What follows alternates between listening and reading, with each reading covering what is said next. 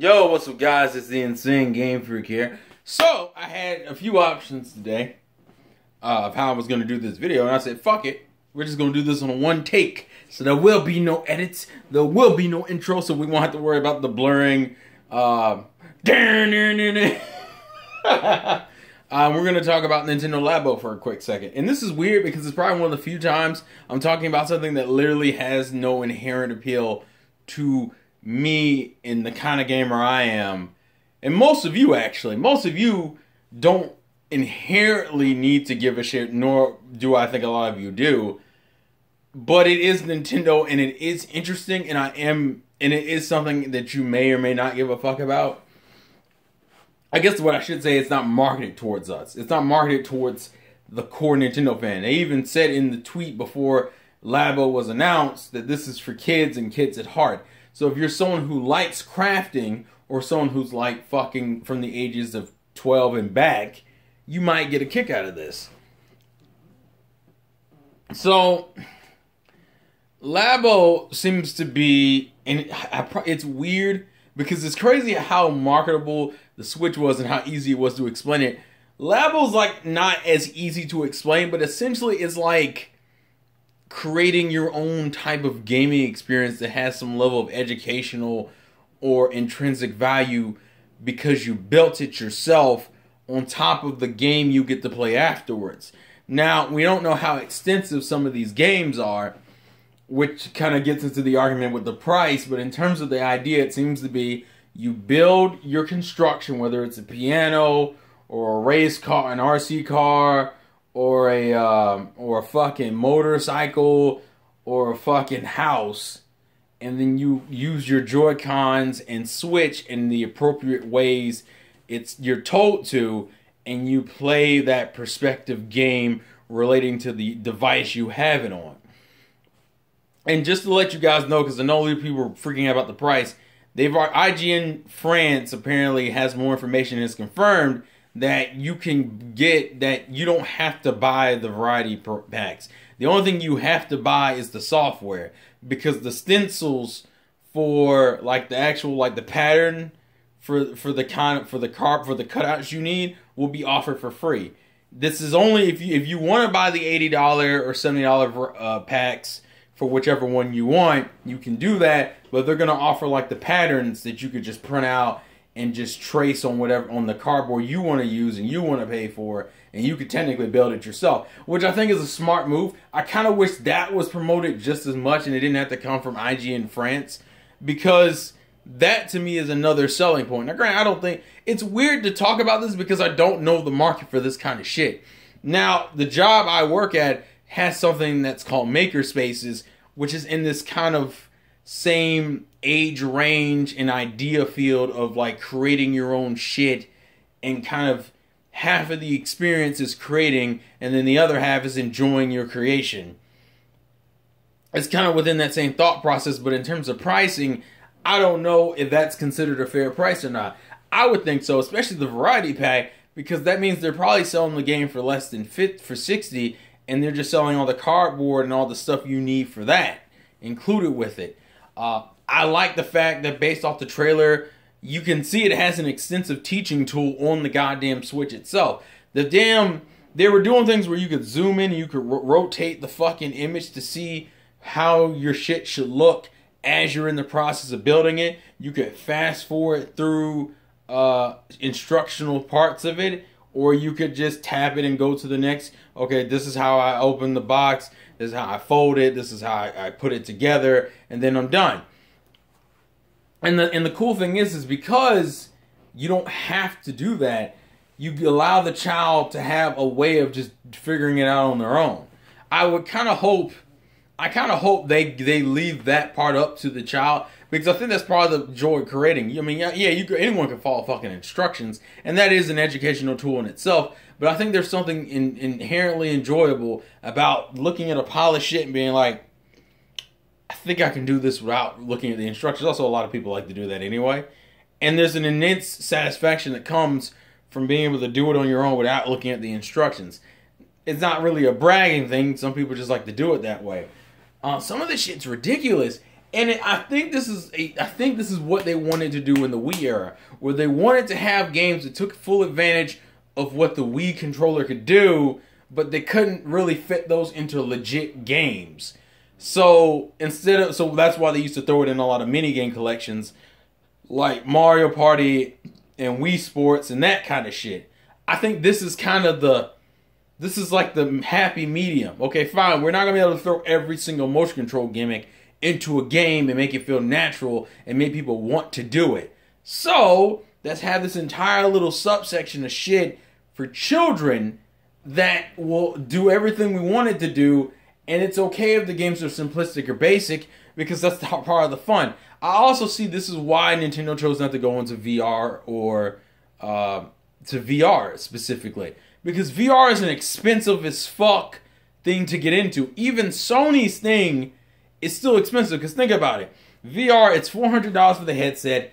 It's borderline $200 to $300. I think now it's like somewhere between $200 to $300 to buy a base PS4, or in most cases a PlayStation 4 Pro, since that one runs better, for another $400. Then you have to buy the PlayStation Move controllers. Then you have to buy the camera. You're spending almost $1,000 just to do the cheapest VR experience. You're spending more than $500. I can tell you that right now. And that's the cheapest VR experience next to the fucking phone, which is still not cheap. People will say it's cheap, but it's not, because if you want to do the phone thing, you either have to get into a 2-year contract with whichever carrier to get that phone, or you have to just spend borderline $1,000 on a phone that is VR works with those cardboard fucking box things that you can stick in your face for $5.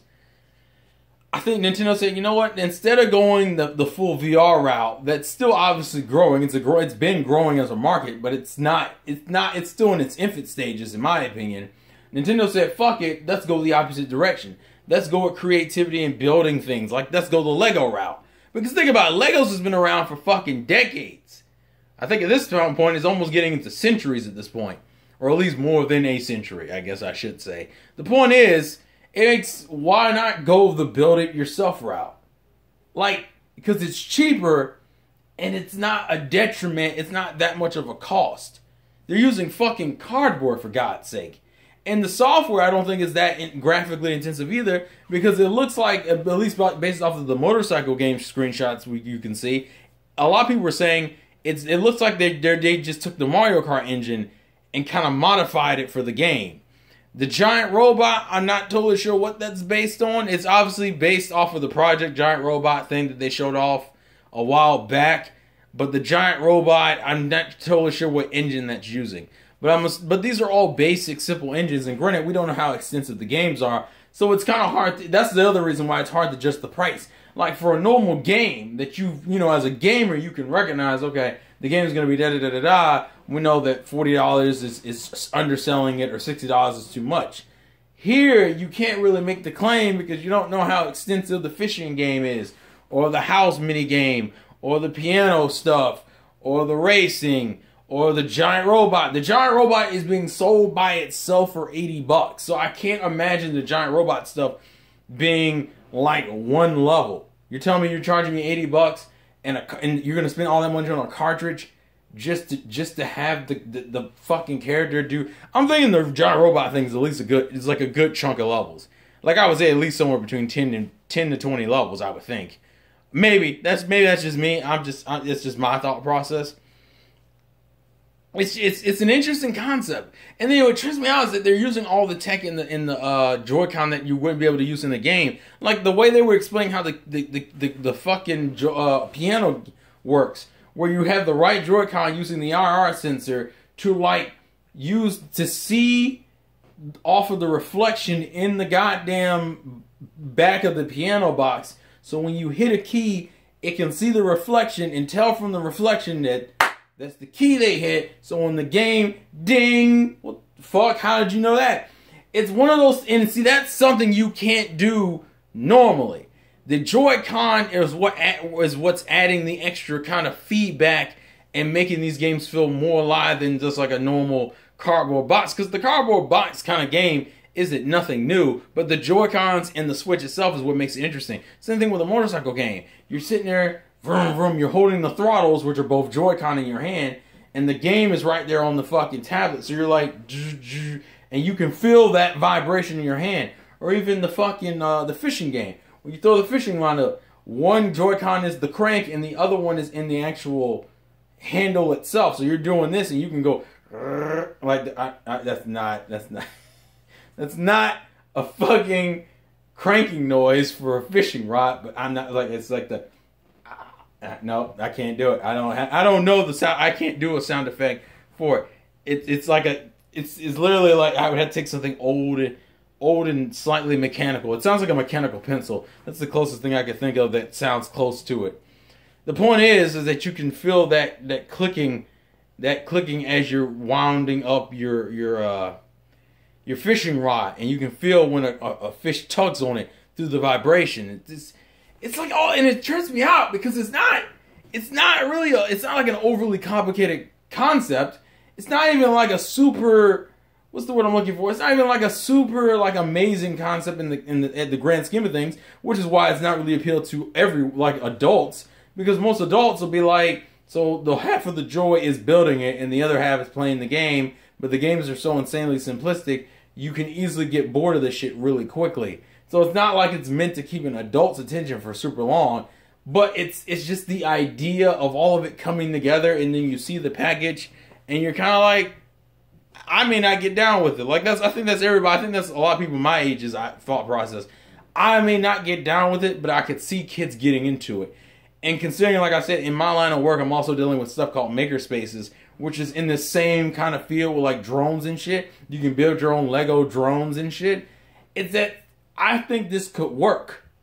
This could totally work. Now, whether it sells a lot, I don't fucking know. And I think it's a risk you can get away with taking because you're marketing it towards children. So if it fails, you could just say, fuck it, and you still got your games. It's not so heavily embedded into the Switch's core appeal that it works. You can totally do it and it's fine. It's weird. It's a weird, but it's totally Nintendo. Like, I think everyone said it. Like, you literally look at it and be like, yeah, that's Nintendo. That's Nintendo to a fucking T. So for me personally, I like it. It's weird, but I can totally get down with it. I mean, like I said, it's nothing I would be super interested in buying myself.